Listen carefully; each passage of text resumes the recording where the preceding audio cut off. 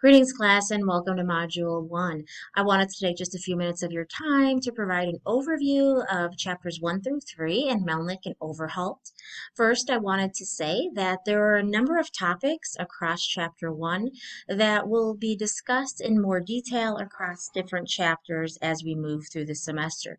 So, as is typical, chapter 1 provides a highlight of a number of different topics, again, that will be discussed in more detail as we move forward this term.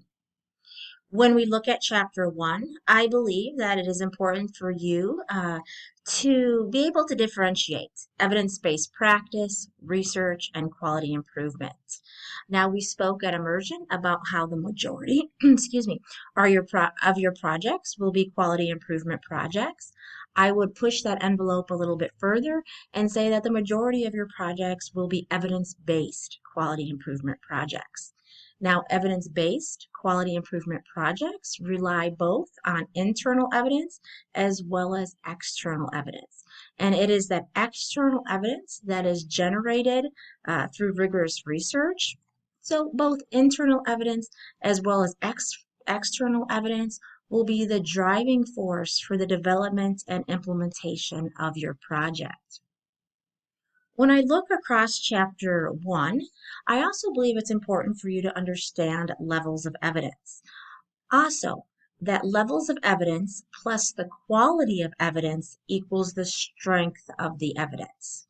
That the strength of the evidence is not determined simply by the level of evidence, because we can have a study that is high on the hierarchy of evidence, but was poorly designed. For example, small sample size, use of a instrument that lacked both validity and reliability. So we will talk more about the hierarchy of evidence as we move forward. Now, there is a table in your textbook in chapter 1 that I would encourage you to look at, and that is box 1.3 on page 21, the rating system for the hierarchy of evidence for intervention and treatment questions. Again, very important. When we're deciding, once we've decided on our topic area and we've decided the best practice, where to move, then we're going to dive into the literature. And we're going to find a lot of literature, but we're going to need to critique that literature. So we want to look at the strength or the level of evidence, but also the strength of the evidence. Both of those will determine the quality of the evidence, because we could have a study that is a randomized control trial, but perhaps it included a small sample size, or the instrument that was integrated within the study was of poor reliability or validity. So there are a lot of things to think about outside of study design when determining whether or not that article should be integrated into your literature review.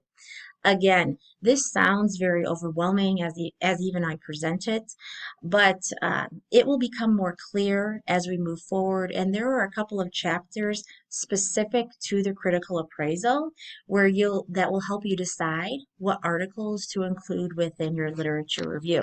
So we'll cross that bridge. Okay, this is simply an introduction. Chapter 1 simply provides you an introduction to the critical appraisal. Chapter 1 introduces you to evidence-based practice centers, and there are a couple of links that I would encourage you to highlight and to click on, particularly the Johns Hopkins, as well as the Helen Fold Health Institute for Information. Both of those are good resources for evidence-based practice. Now, when we move into chapter 2 will really go into detail about the components of the PICO question, the purpose of the PICO question. So chapter 2 is really going to help us put our question together. But first, we need to think about the internal evidence and where we want to focus our project. Where is there a need for improvement? Once we've identified that need for improvement, then we can move that idea into a PICO question. Okay? I think it's important that you're able to differentiate between a background and a foreground question.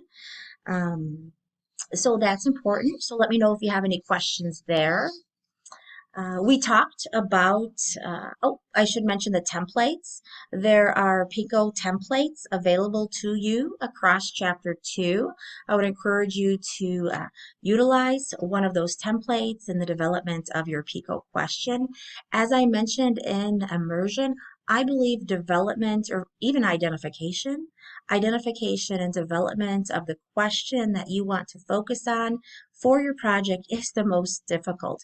Once we have that identification of a question and the development of a question and the refinement of a question, then we can dive into the literature. But I think a lot of weight is lifted off your shoulders once we have that question. I remember laying awake at night thinking about that question. Ideally, we would have your question worked out this term because we would like to see you walk away with a nice draft for Chapter 1. But we will work with you as you work to identify what are the needs of your organization, and that's important to think about. What are the needs of your organization?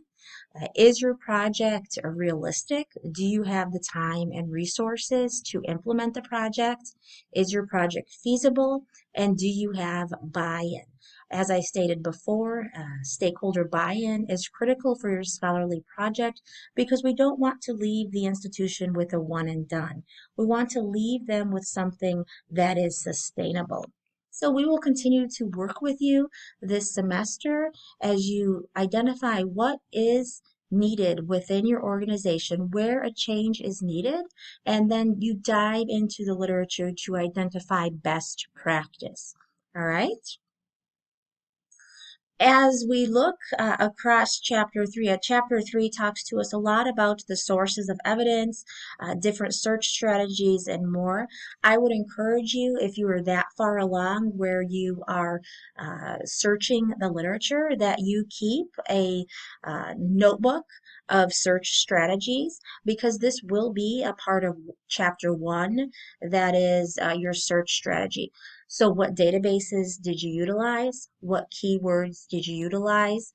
What was the search yield? And then how did you narrow down the articles that were included within Chapter 1? So again, you will want to keep good documentation of the steps of your search strategy.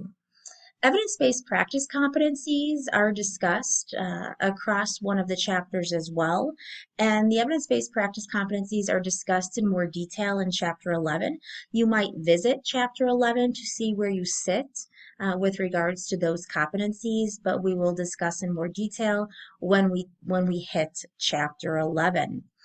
So I think it's important that you focus on these steps of evidence-based practice process, which is on page 19 of your textbook. Now, I do want to say that the steps of the evidence-based practice process may be highlighted differently across the literature and across different textbooks.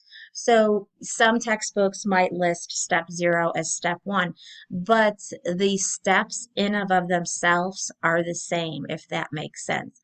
The number and the order is the same, right?